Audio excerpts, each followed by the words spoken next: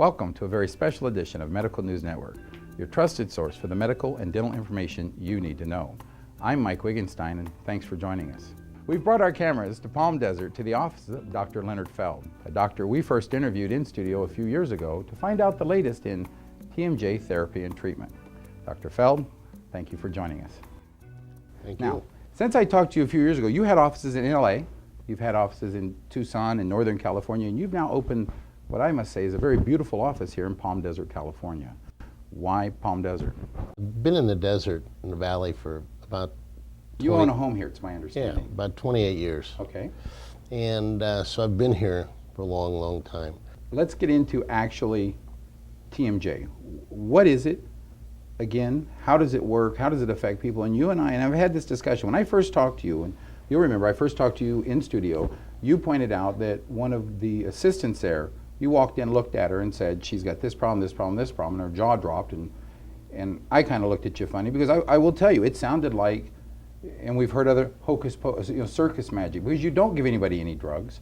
You don't medicate anything. What is it about this joint that can cause fibromyalgia, migraines, back pain, neck pain, dizziness, vertigo, vomiting? The people, and everybody's going to get to meet. Everybody's going to get to meet. Last time we only had time for one interview. Today we're going to get to meet a variety of people that I've talked to over the last 2 years, following what you're doing, that have had a multitude of symptoms. Every one of them says the same thing. Every one of them says everybody told them, no, it can't. There's no medication. They don't stick you with anything. They don't give you anything. How could it work? So take a moment and explain what it is that this joint can do and how it does it that causes this to happen. Well, it's an interesting fact that there's a large amount of blood vessels and nerves that travel behind the jaw joint or behind the jaw, the part of your head that goes up and down and sideways that you chew with. And these nerves and vessels not only travel back there, but they go right to the brain. They communicate intimately with the brain, and they only have to go a short distance to get to the brain from here, obviously. And we know now that the brain really controls everything, and if there's something wrong with some of the nerves that go to the brain, they affect different areas of the body.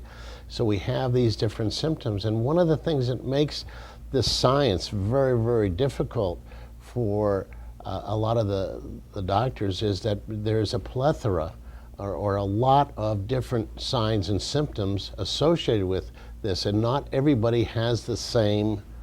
So one size doesn't fit all. Somebody may have numb fingers. In fact, I met a young lady, and I don't know if we're going to have time to talk to her, but she came in here, and her hands, I just happened to be here to talk to you, her hands were ice cold, her feet were ice cold. Her husband was here. They were joking about it. You started treatment on her, and I met her yesterday here when we came to do a little. Her hands are warm, her feet are warm. Are you telling me that can make your feet cold, your fingers numb? Well, we're dealing with the brain, and we're dealing with the part of the brain that reacts to keep you alive, and that's called the sympathetic system. It's your survival mode. And if the brain is not getting enough oxygen, or there's what we call internal derangement of the jaw. In other words, there's some problem up here. The disc is dislocated, the jaw is moving too far back, it's pinching off arteries, kind of like a hose, a garden hose. Right. And when you step on a garden hose, how it doesn't Water go can't through. get through. Right. In fact, sometimes you're washing a car, you with bend that in bend mind, the hose. and you told me not to bring this up too, but I know you're about ready to begin some research on whether this joint can affect blood pressure, because you told me that when the valve gets when the vein gets compressed or shut off like the garden hose, and the blood can't get through, when the brain needs oxygen, it's got to get it. It just turns up the pump valve. Exactly. And then what happens is normally people go to and they'll get a medicine to artificially turn the valve down, which has other side effects. Right. And you're starting research to find out if this joint can actually, lower the blood pressure because you open that artery back up, or that vein. Well, we found that just by doing the treatment we do, we lower the blood pressure. We can lower the blood pressure. We can help people with depression. We can help people that have anxiety problems. I had been to probably 35 doctors, and I that had been over the course of maybe 4 years. And I noticed that after jaw surgery, I had some health issues. I had been really, really healthy, and I was at the end of college. I was rowing crew. I had been an athlete the entire time, and I had the surgery, and I had been on liquid diets for 2 months, which probably explains the extent of how severe the surgery was. I knew something had changed. That next year I could feel it, and then it progressively just turned worse and worse to the point where I was nauseous. I had severe headaches. The worst pain was the entire body aches constantly, hours at a time. I'd go to the hospital, to the ER, ask them for pain meds. They'd give pain meds. It would do nothing for me. And then the hard part was I saw doctor after doctor after doctor, and I kept progressively getting worse to where I couldn't work. And I kind of became a little bit hopeless in some aspects, because doctors said, okay, we can try and figure it out. And then nothing would help. And so basically I had gone into a pharmacy for pain meds, and sat down with a gentleman, and he listened, and I told him that it had to deal with my jaw. That was my initial instinct, but I had told doctors that time and time again, but nobody had listened to what I had to say. So he did a thermography, which showed something coming from my mouth into my stomach, which I had by that point lost 25 pounds. I could barely eat soup, I remember, because I was so sick. You couldn't keep it down. I couldn't keep anything down. And, it kind of also led to some emotional issues because of just the fear of it all. I didn't know exactly what to do, and I had just hoped and hoped and hoped and prayed, and that was where I was at. And I knew I had turned pale. My thyroid was having issues, and that's where I was when the pharmacist suggested I see Dr. Feld.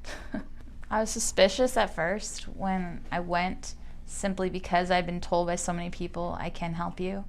And something that really spoke to me was he did some neurological testing on me, and it just showed me that there was something wrong with the jaw. He would just push on certain, like my arm told me to hold it, he'd show black in front of my face, and I could tell that there was a difference.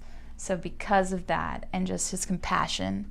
I saw someone that had got to a point where she had about given up hope, and her mother appealed to me and said, can you help her? Can you help her?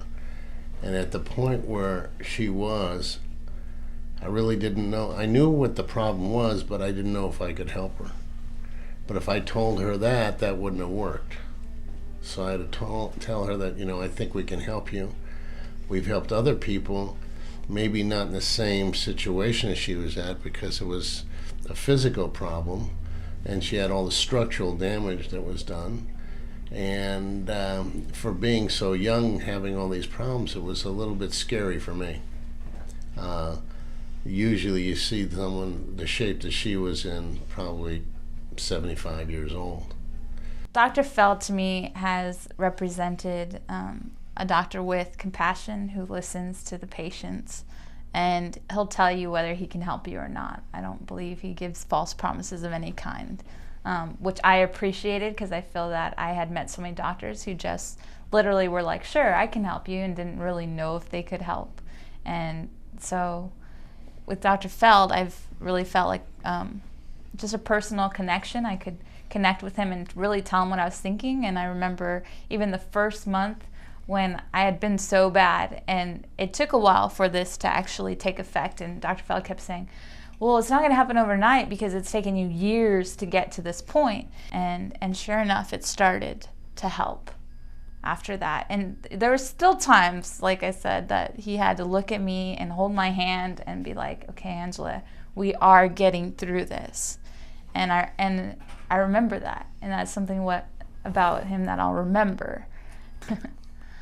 I'm much better. I always say that they're my angels, the entire staff. I tell them I prayed and you came, and and everybody, not just Dr. Feld, but everybody was extremely kind and compassionate. And when you don't feel well, you need that. All right, Doc, if you would, take a minute and explain to everybody what TMJ is, how it works, and how the problems are caused. The jaw is composed of three components, and that's where the TMJ comes from. The temporal bone, Okay. which is up here, which is part of the upper jaw. The mandibular bone, which is the bottom jaw, Okay. and that's the one that moves. Okay, that goes up and down and sideways. And where they meet together is the joint, where they come together. In between the two jaws, there's a little disc, okay? It's called a disc. And what it's made out of is fibrous cartilage. The fibrous cartilage has the ability to heal itself. And so when the jaw moves, the disc is supposed to stay on top. And then when something like that happens where the disc comes off is when the damage is created. Can you see that if the disc is not in place, that if the disc does move forward and the lower jaw does move further back, that it could cut off oxygen supply and create nerve problems and nerve damage, and causing these problems to circulation, stomach problems, head problems, back problems, and we get what's called adaptive posture.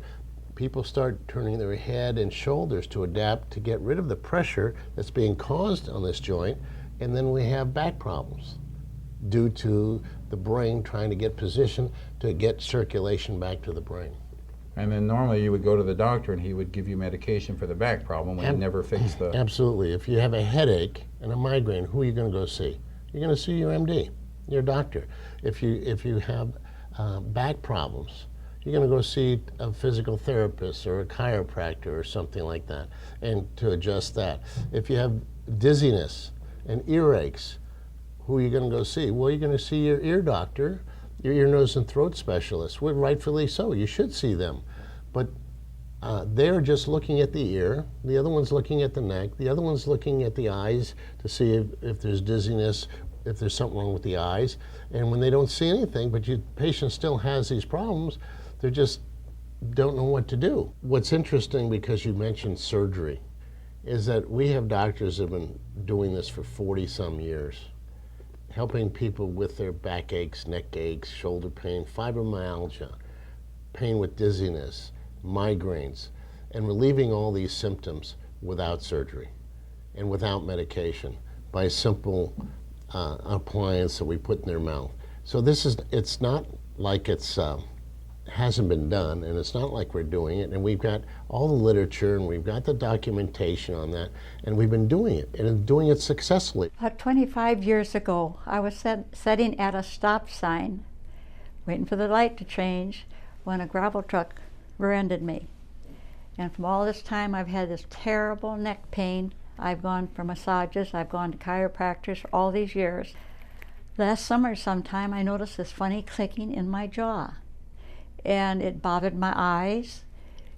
I was getting so I couldn't feel my fingertips too much to pick up earrings and put them on or anything. And I was getting so careful with my walk. If I went to step down the stairs, I'd have to put my left hand on my leg, thinking it was going to go on me. And I was sitting out on the stool in my kitchen one night, about 2 or 3 in the morning, and just as down and depressed as I could have really been. I was just really scared the way I was feeling. Through some good friends down here, I found Dr. Feld. And I thought, well, I've taken a chance before. I'm going to take this chance, and this turned out to be the best. I'd recommend him to anybody. When I saw her, really the first thing was that she was, I think she was scared. She was scared, and it was coming from the inside that she was scared, because it was like, what could you possibly do, or is there somebody that can help me? And so those questions I tried to answer. But the other thing I saw was that she was perky, and yet she was tired. I mean, she has this ability to go past the point of being tired, but I could see that the minute she stopped talking, everything kind of, her shoulders would shrug down, and she wasn't her perky self.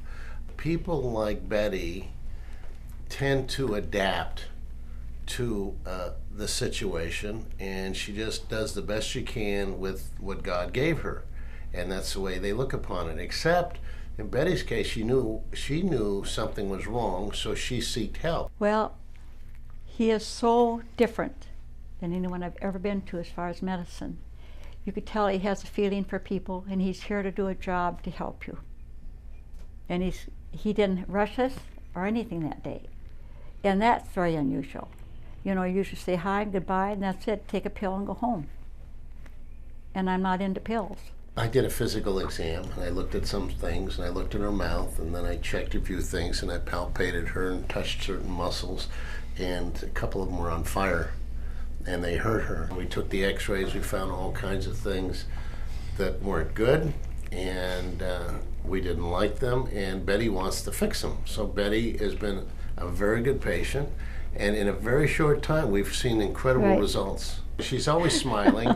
Even when she was here, when she was in pain and scared, she was smiling. But it was a kind of a short smile at that time.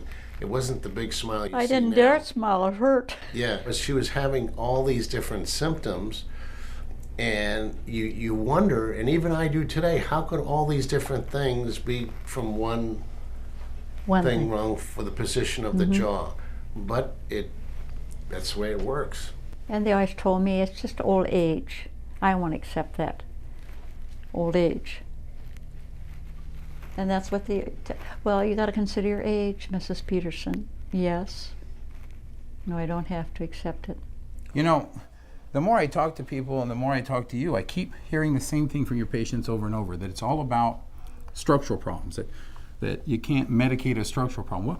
What does that actually mean? If you have a car that's out of a line, you can paint the car, you can put grease on it, you can change the tires, change the brakes, but if you don't align the wheels, they still don't work right. So you're saying that because it's a structural problem, that even though they take the medication and it may mask or help the symptoms. You know, it's kind of like your engine's making noise in your car. Right. And so you get some cotton and put it in your ears. You can't hear it anymore. And you can't hear it. That So means it's gone. okay. It's gone. So right? that's kind of what medicine You fix does. the problem. And pills kind of do the same thing. They But you don't really fix the anything. problem. No, they don't. You just don't notice it anymore. Exactly. They don't fix anything. They kind of mask. And unfortunately, here's the scary part. Unfortunately, if the engine's still making noise, but you don't hear it, and you're taking more cotton and bigger piece of cotton to keep from Right. hearing the noise, Keep putting more medicine the in. engine's getting worse. And eventually, maybe something will burn out, or the wheels will fall off, or something. But you're not fixing the problem. With that being said, I met a lot of your patients today, and a lot of them repeated the same thing, that the medication, they were taking more and more, and they were progressively getting worse and worse symptoms from other things. Does it make sense to you? I mean, that people would take medicine to relieve one problem, but it causes just as many side effects? Yeah, well, we don't really know a lot of the times. After a while, after about 10 years after a product's on the market, it's recalled for something else. So a lot of the times there is side effects, and with every drug it has disclaimers, and it could be doing this, it could be doing that, it could be doing that.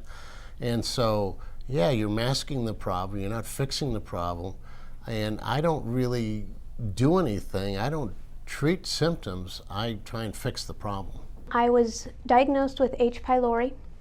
What happened was I started out having some blisters and diarrhea. And so it went on for a couple weeks, and then went into a month. And being a mom, I was like, oh, I'll get over it, don't worry about it. Well, I couldn't get over it. So I went to my doctor, and they tried to tell me that I had herpes and other symptoms, and they put me on medication. Nothing helped. I would say that I've probably seen about 45 doctors. Been to the Osborne Scottsdale Clinic in Scottsdale, Arizona. Been to the Mayo Clinic. Been through Yuma Regional Medical Center in Yuma, Arizona. Diagnosed me with Crohn's, colitis in 2006. February 2008, the symptoms came back. They started me on Colizol again. Taking 9 pills a day, which equals about 4,800 milligrams of ibuprofen and aspirin a day, and prednisone, 65 milligrams of that a day, and then painkillers, and of course antibiotics. And I think I have an allergic reaction to the Colizol, the sulfates in it. just sick to my stomach, and the side effects are bleeding, diarrhea, loss of hair, which I have that already.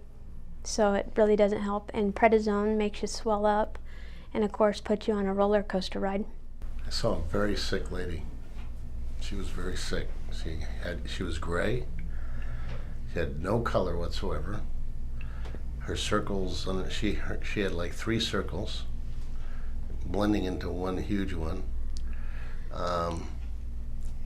She was suffering from depression, and she didn't even know why she was here. And it was just like she was just hoping she could find something, but she had no clue. Mm-hmm. We started communicating, and then I did a few little tests and things, and her eyes started sparkling all of a sudden, like, oh my God, this is different. This is different, and this is different. But it was really tough, because she was definitely a downhill spiral. If she hadn't hit bottom, it was pretty close, and I could see that in her eyes. They were really small, and she was all puffy and gray. He put 3 popsicle sticks in the back of my jaw, and when I came in, you could hardly touch my neck, my face, my head. Everything hurt so bad. And when he put those 3 popsicle sticks back there, it made a world of difference. So for the next week until I saw him, I used the 3 popsicle sticks when I started getting headaches, and went and got popsicle sticks when I got back to Yuma, and used them until we came back, and actually until I got the orthotics. Mort at the compound pharmacy set me down. I was picking up progesterone, and he asked me what was wrong with me, why I talked funny. And I didn't understand what he was asking. I said, well, I have blisters and I have Crohn's. He said, you don't have Crohn's, you have a TMJ problem. And he picked up the phone and called Dr. Feld, and it was 5:30. They were closed. He let me in and did a couple procedures on me, checking my balance, and I don't know exactly what they call it, if I could stand or hold my arms out. And Mort told me that he thought I had a nerve problem right here called the vagus nerve, and he told me that he didn't think I even had Crohn's because his daughter had similar problems. I've been so many places and seen so many mainstream doctors, and they don't believe in anything holistic, and they just give you a pill to cover it up and a pain pill to make the pain go away. So we were driving up the mountain, and I just kept telling him, neither one of us could believe it. And we couldn't believe that he would stay after hours to even speak to us. We went home and actually looked up some stuff about TMJ on the internet, and because I didn't know a whole lot about it, I didn't realize how much everything is connected, and how this nerve can be connected to my stomach and my colon, and maybe be the whole problem because everything is out of alignment. I had high hopes, because I felt like he wasn't pulling my leg, and doing the tests that he did with and without the popsicle sticks made a world of difference, because I had no balance. After he did the testing with the popsicle sticks, and I actually had some balance and wasn't swaying back and forth and losing myself to the wall, I knew there had to be something with the TMJ. She has been diagnosed with so many symptoms, and she had so many things going on with her that I had a difficult time even coping with all her not complaints, but her complaints of what she was having, what she would reporting to me. And as we talked, I knew she wasn't crazy. I believed everything she said. I had looked in her eyes, and she's got those puppy eyes, you can't help but like. But I just looked at her and I said, how can anybody be that sick? Tansy is a very positive person, but at that point, that was beginning to leave. Mm-hmm. She was just wondering whether or not she was going to live like this the rest of her life. Yeah, because I'm not a sick person. Before 2006, never had any medical problems. I hadn't seen a doctor since 1995 except for my yearly exams. Since I seen him, the first time I seen him, I actually weaned myself off of the prednisone and the Colazole. I'm just happy that Mort sent me over and I met Dr. Feldman. I think he's a wonderful man. He is like an angel. A very good person, has a good heart, and he's out there to help people. First of all, Doc, I want to thank you for inviting me out today. Let me see your new office here in beautiful Palm Desert, California. I love to call the desert home, and I know you do too. We have just a minute before we go. Tell me again, symptoms of TMJ, how people could go about finding a qualified someone to treat it, and just anything else basically you think they need to know. Boy, these questions, you always ask me a bunch of questions. All at once, huh? All at one time, and I'm supposed to answer them. First of all, the symptoms, there are many, many symptoms, that's what makes it so difficult. It really does, because people can have headaches, they can have migraines, backache, neck ache, shoulder pains.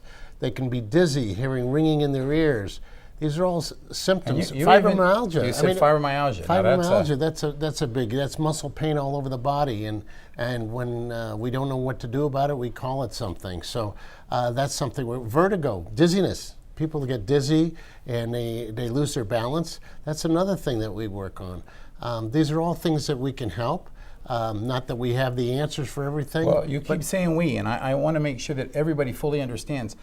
Just because you graduated from dental school gives you the right to treat TMJ. Right. But the amount of, you've done thousands of hours in education on TMJ. How does somebody go about finding somebody that's qualified, other than obviously coming to you? How would they go about finding a local dentist that's actually qualified? Well, that's another good question. There are societies that work with people and dentists in training them. We have the American Academy of Craniofacial Pain. Of which you're a diplomat. I'm a diplomat of that, American Academy of Orofacial Pain. So there's societies, and what we've developed now, and I'm kind of proud to be part of it, is because we wanted to help people, and we created a network of qualified people that have been trained, that have the x-rays and diagnostic equipment to tell whether the patient can be helped or not. And that's called the ITSMN.com. Okay. And they can So they can go online to ITSMN.com and find doctors all across the country that are across qualified? the country, yes. And hopefully every day we have another one joining us. But it's a way that they can find someone in their local area. Doc, I want to tell you, I interviewed you a few years ago in studio. I told you I've spent my life in dental offices. I meet all kinds of people. Your patients, if it had been one or two, maybe, but they continually tell the same story about you. So I'm sure from all of them, and from me, because I'll admit you've treated me, and hopefully from all the people in the Coachella Valley, we just want to say thanks for what you do. Well, thank you for having me. Yeah. You've been watching Medical News Network. I'm Mike Wittgenstein. For further information on this subject or any other, please visit our website at medicalnewsnetwork.info. Until next time, keep it healthy.